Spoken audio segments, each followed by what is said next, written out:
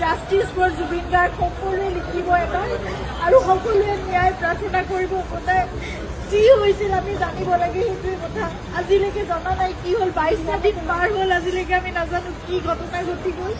কিন্তু আপোনালোকে সকলোৱে লিখিব, আপোনালোকৰ ছ'চিয়েল মিডিয়া আছে, এখন যুদ্ধৰ আমাৰ সকলোৱে এখন হাতত প্লেটফৰ্ম আছে, সকলোৱে প্ৰাৰ্থনা কৰাৰ লগতে আপোনালোকে জাষ্টিছ বিচাৰিব লাগিব। ন্যায়ৰ কাৰণে আমি খুব ধৈৰ্যৰে আমি অপেক্ষা কৰি আছোঁ, কিন্তু সেই ন্যায় আমি পাব লাগিব। সেইকাৰণে সেই যুঁজখনত আমি সদায় ব্ৰতী হৈ থাকিব লাগিব। আপোনালোকক প্ৰাৰ্থনা জনাইছোঁ, #জাষ্টিছ ফৰ জুবিন গাৰ্গ সদায় লিখিব, আপোনালোকে সদায় লিখিব, সদায় দাবী কৰিব, সদায় অনুৰোধ কৰিব, সদায় প্ৰাৰ্থনা কৰিব। কিন্তু আমি কোনো অশান্তি বিচৰা নাই, শান্তিপূৰ্ণভাৱে যাতে ন্যায় ব্যৱস্থাই আমাক সেইখিনি ন্যায় দিয়ে, সেয়াই প্ৰাৰ্থনা কৰিছোঁ।